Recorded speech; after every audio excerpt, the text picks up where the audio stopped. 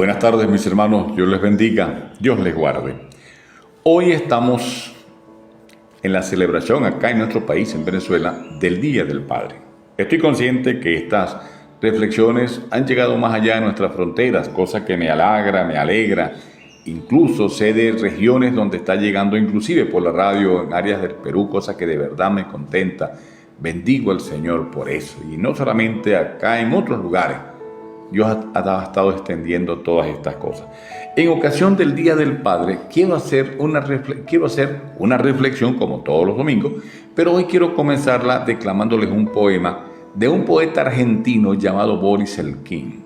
Es un poema gaucho que habla de lo que sería la experiencia la reacción de un hombre de campo ante el planteamiento de una hija en lo que tiene que ver como para ella una burla, haberla dejado después de haber concebido un hijo en una condición que no era quizás la más indicada. El poema se llama De carne somos y dice así: Echala, mija, porque viene a llenarnos de vergüenza, trayéndonos de regalo ese nietito sin que nadie supiera. Vaya un pecado más grande, que la gente ha de reírse de nosotros. Paciencia. Y al final, ¿qué carancho saben ellos para venir a meterse en casa ajena? Mi hija es mi hija, y su tata no la echa a la calle puerta afuera, porque comprende bien que esa desgracia le puede suceder a la más buena. Las leyes de la vida están escritas desde que vino al mundo Adán y Eva, y es al ñudo que el hombre escriba otras para marcar el camino de la decencia. Tuitos somos de carne, y nos corre igual sangre por las venas, y perdonándome la comparancia, también nos parecemos a las bestias. Ellas se juntan como Dios manda, nosotros por el civil o por la iglesia, pero puestos a mirar las cosas, no se alcanza a notar la diferencia, ya que al final del cuento nos resulta que se han juntado un macho y una hembra. ¿Qué culpa tuvo mi hija si no pudo pelear contra esa fuerza? Pa' mejor comenzaron sus amores cuando entró a puntear la primavera, que fue pa'l tiempo que cortó el cabestro el malacara pa' seguir las yeguas, cuando el toro rompió los alambraos y al trotecito se nos fue la perra. Echala, mía, porque viene a llenarnos de vergüenza, trayéndonos de regalo ese nieto sin que nadie supiera. Vaya un pecado más grande, lo de cumplir con lo que Dios ordena y criar el hijo en vez de malparir sin que la vean. Hasta acá dejo el poema que, como les dije ya, por nombre De carne somos. Todos hubiéramos querido tener en la vida un padre comprensivo, un padre que nos pudiera entender en los momentos más difíciles. A esta reflexión les he dado la siguiente explicación. Padres de la Biblia, o lo que es lo mismo, el papel de los padres que a través de la palabra podemos encontrar. Miren, para estos tiempos los padres son la figura más desprestigiada que existe a nivel de la sociedad. Se dicen tantas cosas al punto de decir que padre es cualquiera. Y se tiene el peor calificativo, incluso las leyes en muchos países acusan más a los padres en medio de situaciones porque lastimosamente han dado razones. Abandonan a las mujeres, los dejan y aquello ha hecho que se haga de ellos la peor opinión, ¿verdad? Padre es cualquiera, se dice. Entre los tipos de padres conseguimos los padres biológicos, que son los que engendran, conseguimos también los padres adoptivos, que son los que lo asumen, y tenemos como padre de una idea, alguien que emprende una cosa. No es quien engendra, sino quien cree que es, o quien cría, entre otras cosas. Hay tantas opiniones con relación a eso. A través de la Biblia puedo encontrarme algunas opiniones que espero sea del agrado de ustedes. Voy a hacer un análisis un poquito grueso en el sentido, o crudo, de mi apreciación en este sentido. Me consigo un primer padre llamado Noé. Noé es un hombre con el cual Dios trata y le da una visión, le da una revelación, por llamarlo de esta manera. Aquel hombre tenía tanta autoridad, sin imponerlo ni a golpe ni a otra cosa, que se ganó el respeto, el respaldo de sus hijos para lo que él emprendía, y comenzó a construir un arca en un tiempo en que no llovía, en un lugar donde no había ni mar ni río cerca. Solamente tenía su confianza en Dios, que Dios se lo había dicho, y los hijos comenzaron a respaldarlo. ¿Cuántas veces usted no ha emprendido algo y nadie lo respalda? Porque usted no se ha ganado ni el respeto ni tiene la moral para solicitarle tal cosa. Ahí tengo a un Noé con autoridad. Me consigo también en la Biblia a un hombre llamado Abraham, padre de multitudes, padre de naciones. Un hombre al cual Dios le había dado una revelación: y haré de ti una nación grande. Abraham, ya con años sin darle paso a aquella palabra profética dada por Dios, y su mujer, tratando como de ayudar a Dios en cierta manera, Sara le dice: mira, está visto que yo no podré tener hijos. Se olvidó de lo que Dios le había dicho: acuéstate con la sierva para que tengas tu hijo. Y él, bueno, si eso es tu deseo, va y lo hace. Y de ahí nace Ismael, padre de la nación árabe. Posteriormente, Dios, cumpliendo su palabra, porque Dios no echa por tierra su palabra, es cuando le da a Isaac, padre del pueblo hebreo hoy. Enemigos, hijos del mismo padre, pero es interesante que ellos pueden hablar del padre Abraham. Me sigo encontrando la Biblia con un hombre llamado Jacob. Jacob es el padre de la nación hebrea, por llamarse de alguna manera. Jacob tiene 12 hijos, pero los últimos 2 los tuvo con la mujer amada, con la mujer con la que él hubiera querido siempre tenerlos todos. Y ahí le da por nombre a uno José y a otro Benjamín.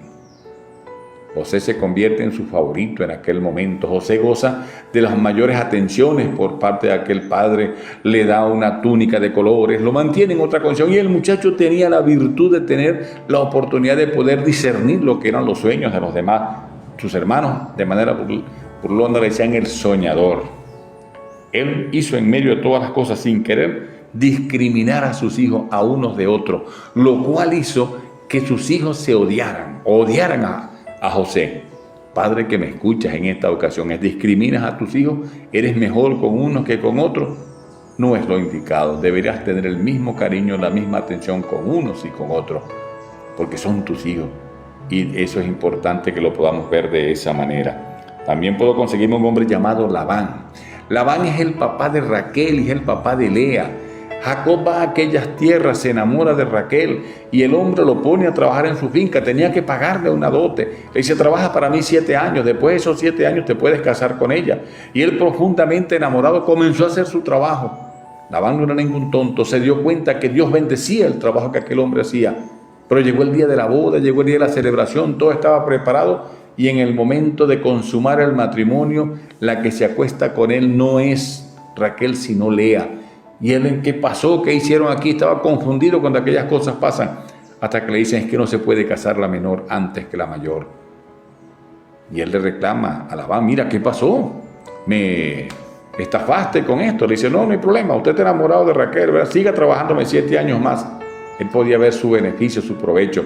Aquel hombre, Labán, él manipuló a sus hijas, como cualquier padre en este momento lo haría, diciéndole a una de sus hijas: te casas con aquel hombre que es más rico, este no, porque es pobre, olvidándose de los sentimientos que de una forma u otra alguna de ellas manifiesten. Les conviene más lo que pareciera ser su mejor negocio. Ellas pueden manipular a los hijos: no hagas tal cosa, no hagas aquello. No es así. Son personas que tienen derecho a tomar sus propias decisiones. Padre que me escucha, no estamos llamados a manipular a nuestros hijos. No es, aparte de enseñarlos, instruirlos y que sus decisiones salgan de ellos, no podemos ni estamos en la condición de manipularlos. Hay otro hombre llamado Elí. Elí era sacerdote, él era un hombre que tenía una responsabilidad con un pueblo. Estaba allí al frente del pueblo cuando es llevado Samuel al templo para ser criado allí. Es más, antes su mamá Ana pudo tener con él cierto contacto cuando él dijo que estaba borracha, pensando que lo estaba, y ella le decía que estaba hablando con Dios. Elí, interesante que la Biblia dice que no corrigió a sus hijos a tiempo. Hicieron de aquel lugar en el templo un momento bastante feo, bastante crítico. Aquellos hombres lograron corromper, comerse las ofrendas, abusar de las mujeres. Es más, él perdió su ministerio a causa de sus hijos. No hay moral, no hay autoridad para un lugar donde alguien ministra que no tenga autoridad sobre sus hijos. Padre que me escuchas, deberías gozar de respeto, criar a tus hijos en sujeción, criar a tus hijos en la mejor forma para que tengas la moral y entonces ganarte lo que es en la consideración y el respaldo de todos los demás. David era un hombre que fue muy buen adorador. Lo conocemos desde que era un pastor siendo un niño cuando mata a Goliat y que posteriormente encontramos a este hombre ya siendo un rey. Excelente adorador. Los mejores salmos, los más lindos se consiguen en la palabra, escritos por este hombre. Lograba presentar a Dios una adoración perfecta. Excelente rey, pero era muy mal padre. La Biblia nos habla de la situación que podía pasar con él. Uno de sus hermanos violó a la otra y uno de ellos mató a ese que la violó. Otro de sus hijos en una ocasión vino y le quitó el reinado. Es interesante todas estas cosas que estamos viendo nosotros a través de la palabra en esto que les estoy diciendo de David. Mis hermanos, te invito a que tú tengas de verdad en medio de ti el carácter para corregir a tus hijos, sin atropellarlos, sin golpearlos, sino corregirlo en la medida que te sea posible. También me consigo a otros padres, los padres de Sansón, sabían que tenía un compromiso de parte de Dios, su pelo lo indicaba, pero aquel muchacho hizo lo que le dio la gana, a ellos no le tocaba hacer otra cosa, fueron consentidores en medio de todo aquello. Y aquellos hombres olvidaron cuál era el propósito de Dios en la vida de aquel muchacho, aquel hombre, aquella mujer. Pero me consigo a un Job también. Job le dice la Biblia que ofrecía sacrificio a Jehová por si sus hijos hubieran faltado. Qué bueno cuando tú como padre puedes interceder, puedes clamar. No lograrás que Dios perdone sus pecados a través de tu oración porque esta es una cuestión muy personal, pero sí puedes hacer por ello la intercesión que es necesaria para que tus muchachos busquen a Dios en la medida que sea correcta. Te animo a que tú comiences a hacer el trabajo que Dios ha hecho en tus hijos. Mis hermanos, de la Biblia puedo decirte inclusive un personaje más en el Nuevo Testamento. Hay un hombre que es el papá de Timoteo. Timoteo fue criado por su mamá y su abuela, Loida y Eunice. Aquel hombre era griego. Aquel hombre no opuso resistencia a la enseñanza que aquellas mujeres le daban a aquel muchacho. Ojalá tú no te conviertas en un obstáculo para que tu hijo sea formado en la enseñanza de la palabra de Dios. El padre de Timoteo apoyó la enseñanza que este hombre necesitaba tener. Miren, con relación al papel del padre, el padre debe honrar su familia, debe ser el símbolo de mayor respeto, el símbolo de mayor respaldo en medio de una familia. Qué triste cuando se pierde esa autoridad, cuando se dice es un borracho, es un tracalero, es un sinvergüenza. No es lo que estamos llamados a aceptar en medio de todo. El padre está llamado a ser un proveedor en su familia, que sus recursos salgan no solamente para la comida, para el techo, para la alimentación. El proveedor en cuanto a todas las cosas que le sea necesario. Debe corregir a sus hijos. Es más, la palabra de Dios señala que el uso de la vara es hasta correcto en la edad que sea necesaria. Ya golpear a un muchacho de 12, 15 años ya no es, porque te va a responder como hombre, como la persona que es, ya con fuerza. Corrígelo en la medida que sea temprano. La Biblia dice, instruye al niño en su camino y aun cuando fuere viejo, no se apartará de él. Padre que me escuchas, debes modelar una vida ante los tuyos. Debes modelar una vida que sea de testimonio. El apóstol Pablo le dice a Timoteo, allá en 1 de Timoteo, el capítulo 4, versículo 12, dice, ninguno tenga en poco tu juventud, sino, y esto quiero dejarlo como un consejo, sino sé ejemplo, aquí dice de los creyentes, otra vez de tus hijos, en palabras, conducta, amor, espíritu, fe y pureza. Qué bueno que podamos ser ejemplo de aquellos que Dios nos ha dado para que sus vidas sean mejores vidas. Instruye a tu hijo en la enseñanza de la palabra de Dios y verás los resultados que se te van a dar. Mis hermanos, hoy el país, nuestro país, Venezuela, necesita padres de verdad, padres que atiendan su familia, padres que puedan ser dignos de imitación por parte de sus hijos. Esta es una frase que ha sido muy usada. Incluso para la época de posguerra en los Estados Unidos, alguien dijo, necesitamos padres. En este país necesitamos padres que puedan instruir y formar familia, no sementales, hombres que van dejando hijos aquí y allá y donde quiera. Eso los hay en muchas partes. Qué triste Conocí un hombre que ya los hijos no los conocía por nombre, sino por número. Este es el número 20, el número 30, ¿qué les parece? Para él era un trofeo haber tenido cuantas mujeres se le hubieran antojado, pero no tenía ningún tipo de atención por los hijos que debía responder. No necesitamos sementales, necesitamos gente que sea capaz de amar a los que Dios le ha dado por crear. Hombres que enseñen los valores, que modelen los valores en lo que tiene que ver con la formación de la palabra de Dios. Que amen a su familia. Hay hombres que aman tanto a las familias que tienen 2 y 3 familias. ¿Qué les parece? Una aquí, otra allá y otra allá. Vive en la región de los llanos. Era como común ver que fulano tiene una familia aquí con unos hijos, allá tenía otra, allá tenía otra. No es lo que la palabra de Dios me señala. No es así.